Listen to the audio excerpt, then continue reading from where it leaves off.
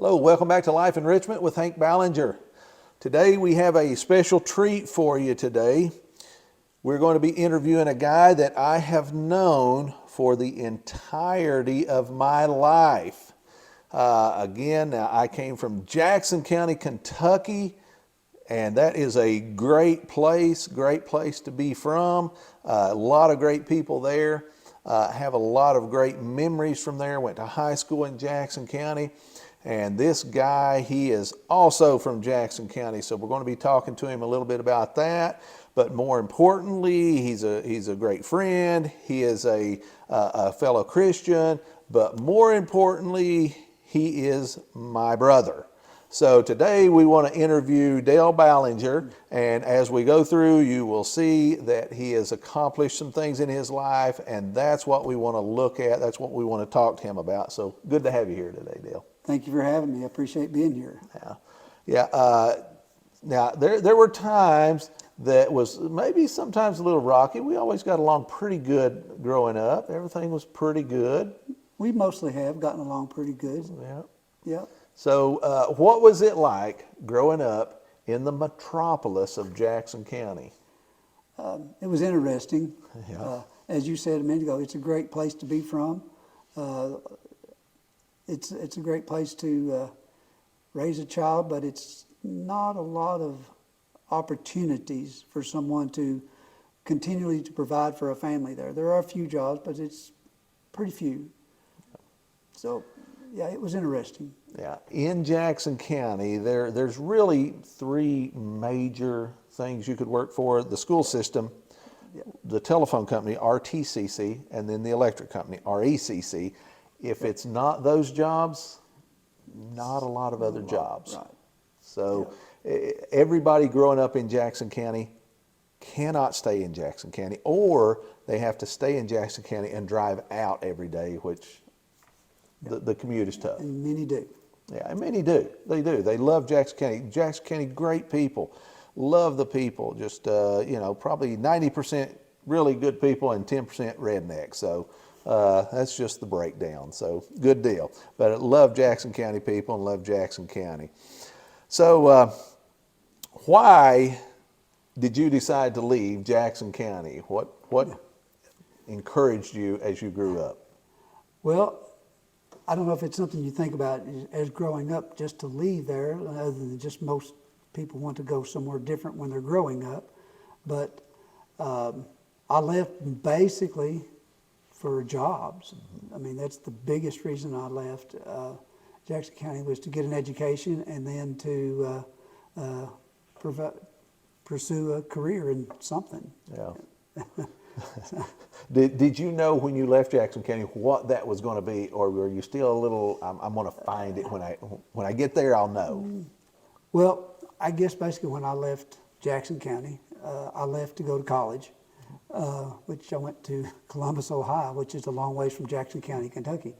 I went to DeVry Institute of Technology, got a degree in electronics. And my goal at that point was to get a job in electronics. Of course, back in the early 80s, that was a pretty big thing. Computers were kind of getting started good, so I thought that would be a good career path to go for my eternity in my career process. So I went for electronics and graduated from there in 1983.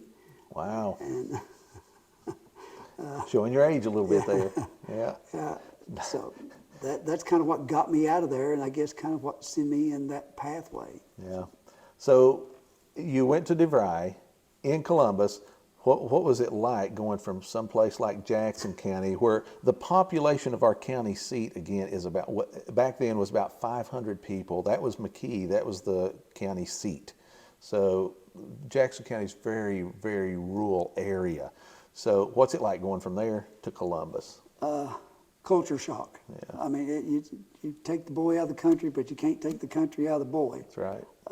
And ironically, I ended up rooming with the guy that had relatives from Irvin. Really? So his parents was raised in Irvin. They just had moved up to Xenia, Ohio, where he was raised. but he ended up being my roommate, and so we still had some down home Kentucky ties there, which kind of helped a little bit. Mm-hmm. Yeah. But we had a little bit to talk about at that point. But yeah, it's a huge culture shock to go from Jackson County to a place, especially the size of Columbus, Ohio. Oh yeah, yeah. I've never really lived in a city that size, so I don't know what that's like. Yeah, I was there for about 3 years. So Wow. yeah. Yeah. When you left there and came back, was it kind of like, wow, this place isn't as big as I remember? Well, not really, because I'd periodically come home, but I was actually glad to get back home. Yeah. Like I said, you can take the boy out of the country, but you can't take the country out of the boy. So I was glad to get back. It just wasn't something that I looked forward to in being in the city all the time. Yeah. So you get your education in technology. So when you came back, what was your goals? Was you looking to say, I'm going to get a job and then I'm going to become an entrepreneur, or were you just thinking, I'm going to get a job and do the job scene? Well, like most people coming out of college, your goal is to get a job. And of course, one of the things that they done was they helped you find jobs in that particular field. But the problem was, at that particular time, the best paying jobs was in big cities and a long ways away from here. So I didn't want to do that. I wanted to stay back close to here. So after I after I graduated, I came back and got a job with a company in London, Kentucky, in the electronic field and repairing electronic cash registers at the time.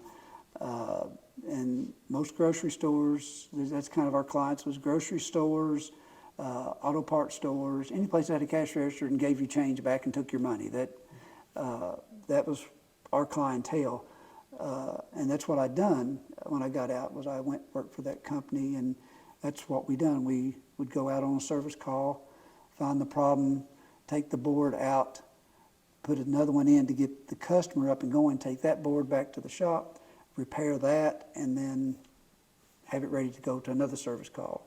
So I guess the goal was to get a job, somewhere. So like I said, and just so happened that particular company that I did work for was the company that worked on the cash registers at a job I worked while I was in high school. They worked on the cash registers, and I always thought, I'd like to do that, because I guess it's kind of what got me interested in that. Was watching those guys come and take the top off of those cash registers and look in there and see all that, and kind of got me interested. So when I got out, I actually ended up getting a job with that company. So that was interesting. When a company nowadays has a cash register go down, do they even fix boards anymore? Because I was thinking most things, it's a disposable nation, and we just throw things away and get something new. Well, in the early 80s, we didn't really anticipate people getting to where they throw their TVs and their cash registers and stuff away. We wasn't really anticipating that, but yeah, we are kind of there now. We're more of a disposal. So for what I went to college for, really isn't something that we do anymore much. I mean, you can if you want to, but there's just nobody wants to pay you to do that. Right. Because you can go out and purchase something new a lot quicker and cheaper. But yeah, that's kind of not really anything we do anymore.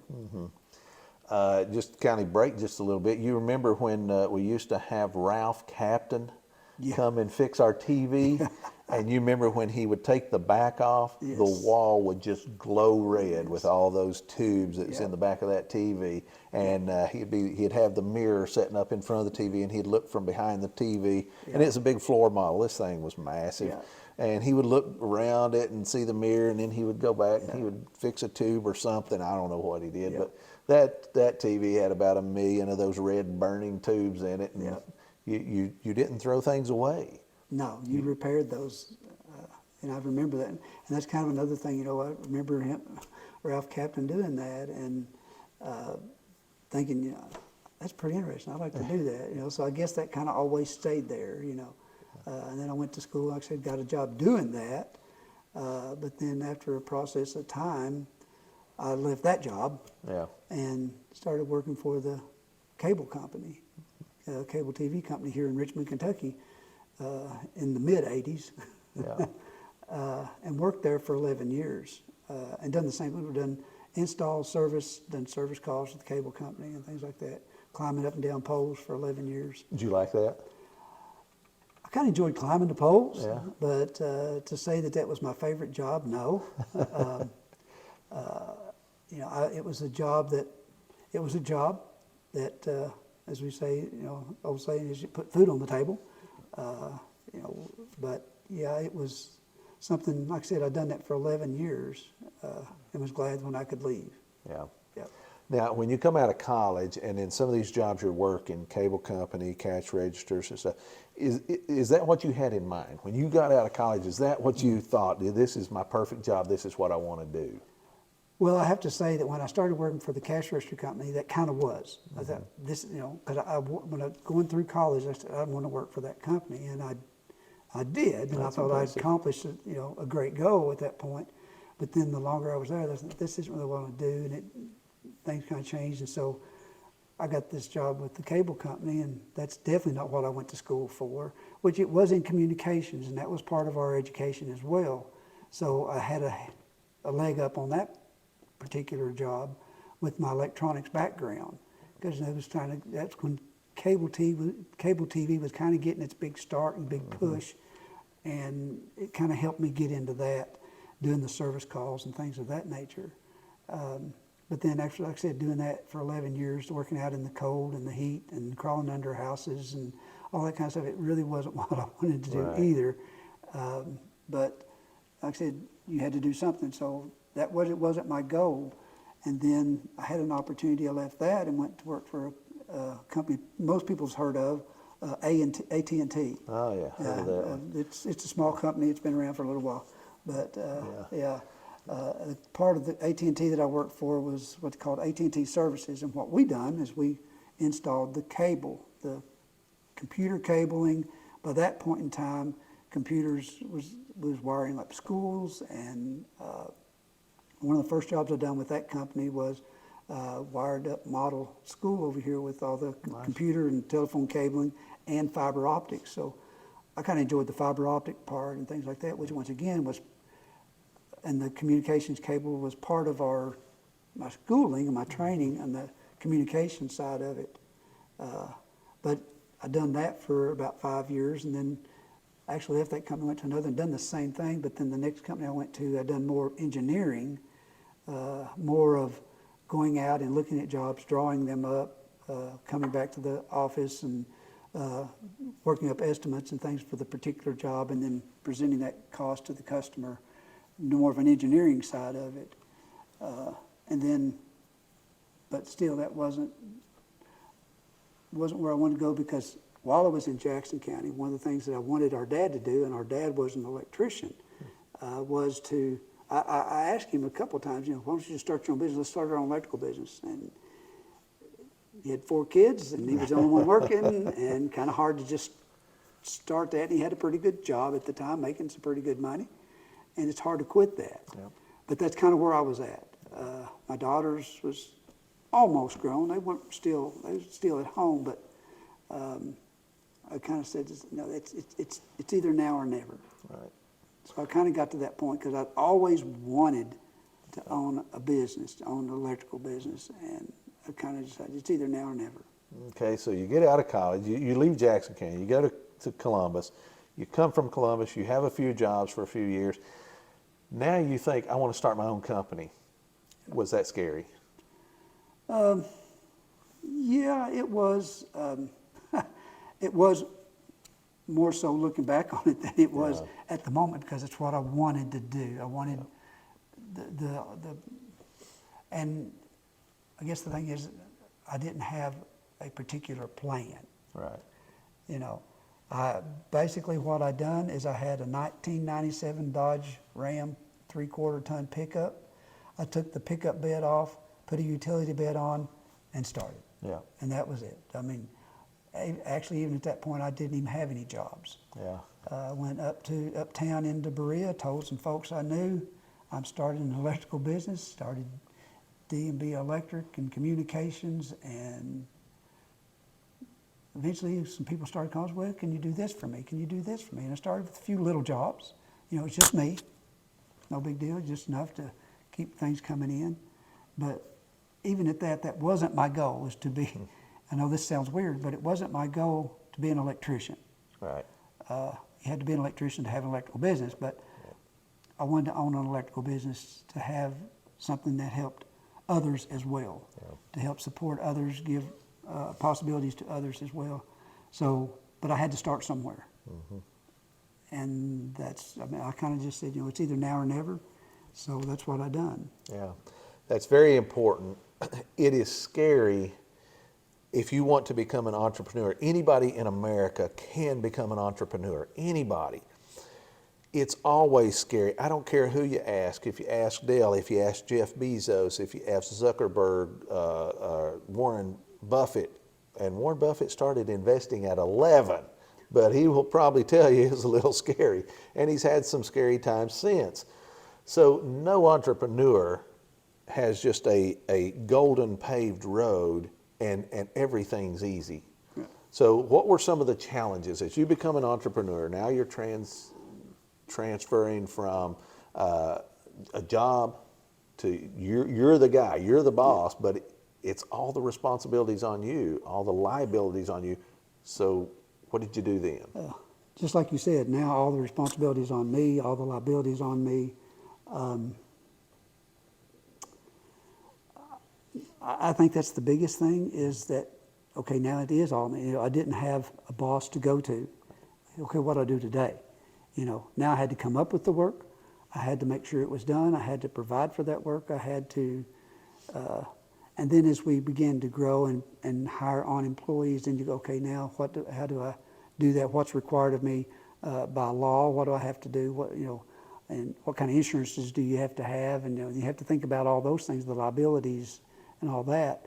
So there was a huge learning curve. And I guess even to this point, even to this day, 19 plus years later, I'm still learning. Right. There's always things, and rules change. Yeah. So we have to continually learn.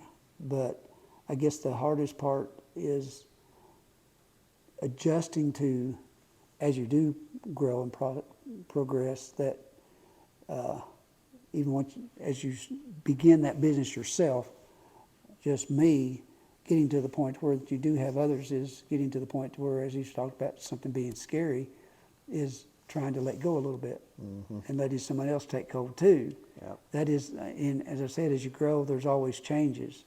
So I think that's been another challenge too, as the owner of a business, is to be able to let go and let others and trust others that you've brought up and trained. Yeah. That is a hard thing to It's do scary, as well. isn't it? Yes. I mean, because ultimately, whether they do it right or wrong, it's kind of on you. Yeah. And now, obviously, you are based, DNB Electric is based out of Berea, Kentucky. What areas do you service? Kentucky. So that's pretty simple. It's just one state. So, we have customers all the way currently from Greenville, Kentucky, to Moorhead, Kentucky, from Shelbyville to Corbin. yeah. So pretty much all of it. You service some of the Madison County schools, all the Madison County schools, something I... We do, that is some of our service that we Madison County School Systems. We do some electrical work there for those folks. Jackson County Schools, we've done stuff at Rockhouse County Schools, Berea College, Eastern Kentucky University. We have 30 Hardys that we service. Wow. Throughout the state. There's banks that we've serviced, just a little bit of everything we do, mostly commercial. Yeah. We do some residential. We've done residential as well. But we do all sorts, like I said, we do electric and communications. So we do fiber optics and things. I've kind of showed the guys how to do that and get into that, and sent some to school to learn how to do that as well. So we kind of do electric and communications both. Yeah. So if someone come to you and said, okay, I'm thinking of getting out on my own, it may be a different kind of business, maybe electrical, whatever.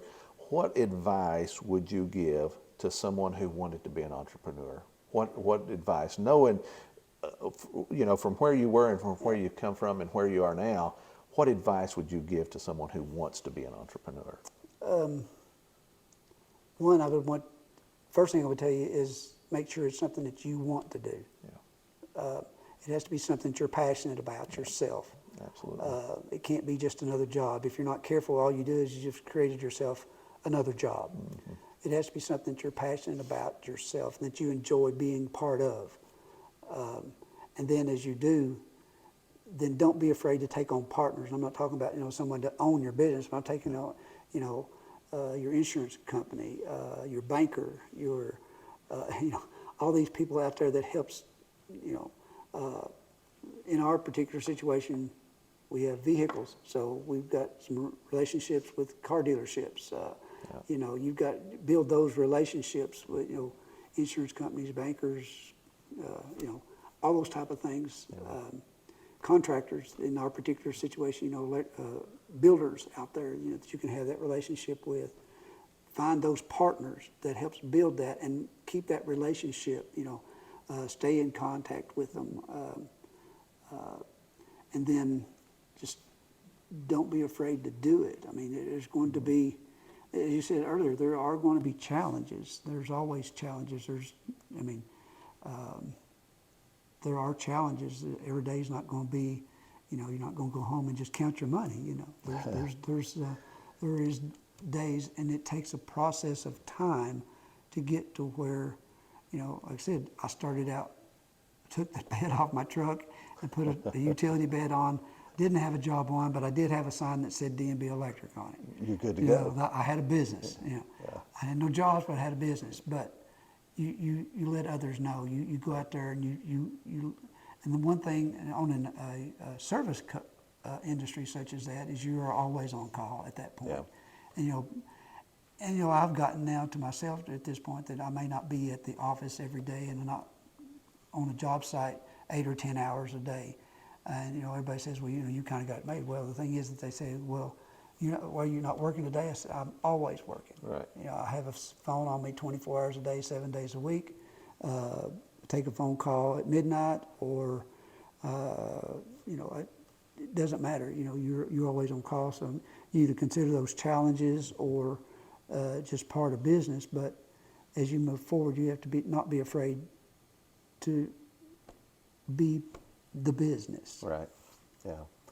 Now, one interesting kind of piggybacking on that, one of the things about business, and you're right, when you just get started, you're going to be consuming hours, 100 hours a week, 80 hours a week. It's not hard to put in 80 to 100 hours a week when you're starting and you're trying to build this thing up and you're doing a lot of work. But eventually, you will probably get to where you have a lot of free time. And the reason for that is with a lot more responsibility that you have being an entrepreneur and building companies, with that responsibility comes liberties. That you have certain amount of liberties after you get this thing going. It's kind of like a ship. When you have a speedboat, you can turn that thing real quick. When you get that thing built and that business going, and it's like a ship is not easy to turn. Right. When it's real small, you can turn that thing real easy, but after you get it pretty big, it's not easy to turn, but you have a lot of the things going. A lot of the engines are turning, a lot of the gears are moving. So you've put those in place, but you've put them in place so that you have time. And that's one of the really great things about becoming an entrepreneur. It gives you time, which is a commodity you cannot buy. Right. So you build those avenues as being an entrepreneur as you start, and you build all that business so that it gives you the time so that you can have the free time to do what you want to do, not what you have to do. So I want to throw just a little bit of a curveball here at you.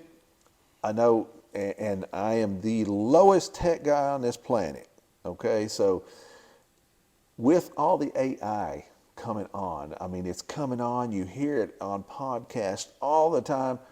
Where do you think we're going? What do you see happening in 10, 15, 20 years from now? Well, there's a lot of conversation about it, especially even in the electrical contractors' books and things of that nature. There's a lot of possibilities. Exactly where it's going, I guess, as I say, the sky could be the limit, or it could be, depending on how our society accepts it, or how afraid they are. I think it's something that's going to be out there, and it's here, and it's probably going to stay. I think it's like computers and ATM cards and all those things. It takes a while for people to get comfortable with it. Gets a generation into that. Mine and your generation, we're probably not going to be as apt to accept it and take it on, but our grandchildren may. I think that it's there, and it may have its place. Being an older generation at this point, I'm thinking, sounds a little scary. It does. It does. But I think that's part of just being older. Yeah. More cautious. More cautious, but I do think that the AI, it is here, and I think we just have to be aware of it and what its possibilities are. I don't know if some of the people listening may or may not remember the Jetsons. Yeah, the Jetsons.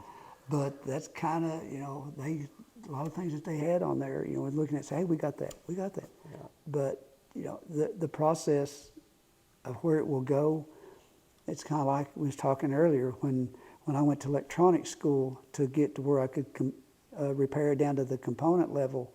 Nobody does that now. Right. Didn't know that in the early 80s, that we would get to that point.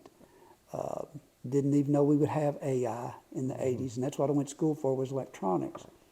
But here we are.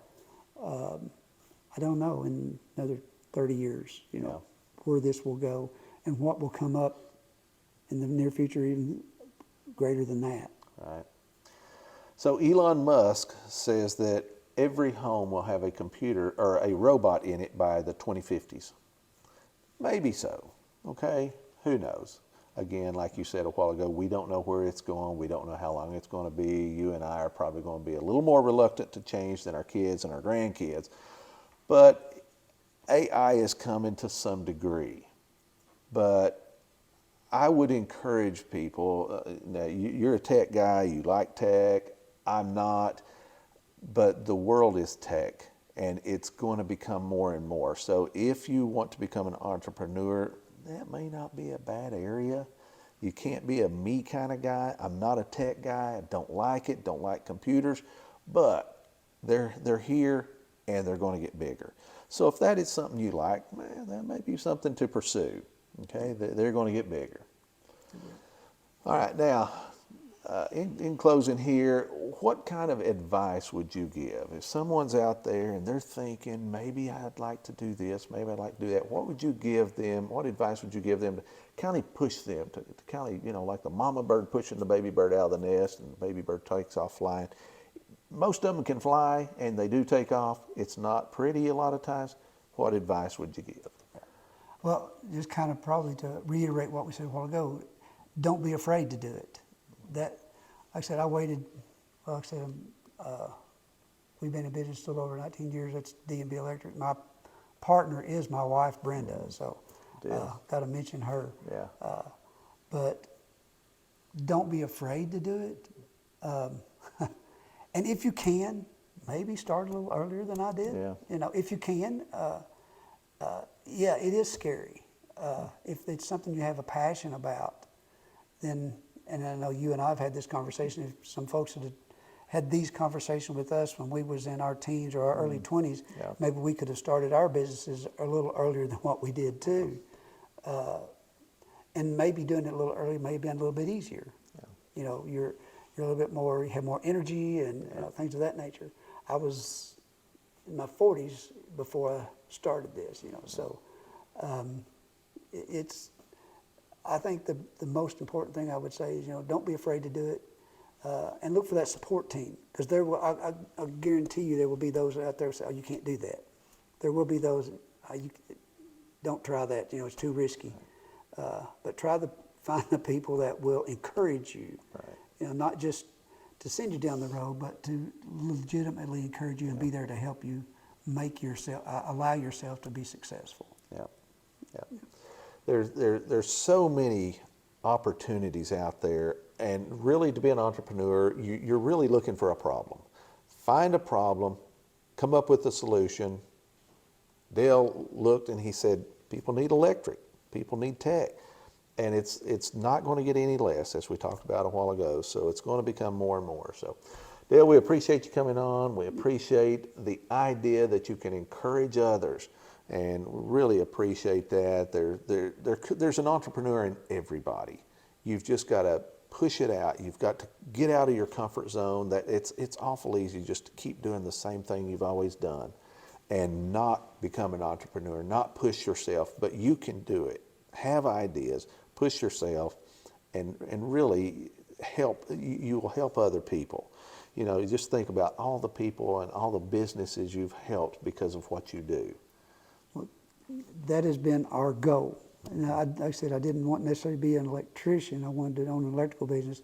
But our goal is also to be able to provide a service, a quality service for the people that we service. Yeah. And we kind of been our goal is to be able to provide that service with a compassion, that we do care, that we're not there necessarily just, I mean, we got to make a living at it, but our goal is to provide you with a service that when we walk away from a project or a job, that we feel comfortable with it and you feel comfortable with it. Right. Not only do you want to do the job, but you want to have some pride in that job, right, and have some respect from the other people, and then you'll get repeat business. So, well, Dale, we appreciate you being on. Thank you for having me. Appreciate all the information. And so, as entrepreneurs, you can do this. Push yourself. Get outside your comfort zone, and you can be Redneck Rich. See you on the next video.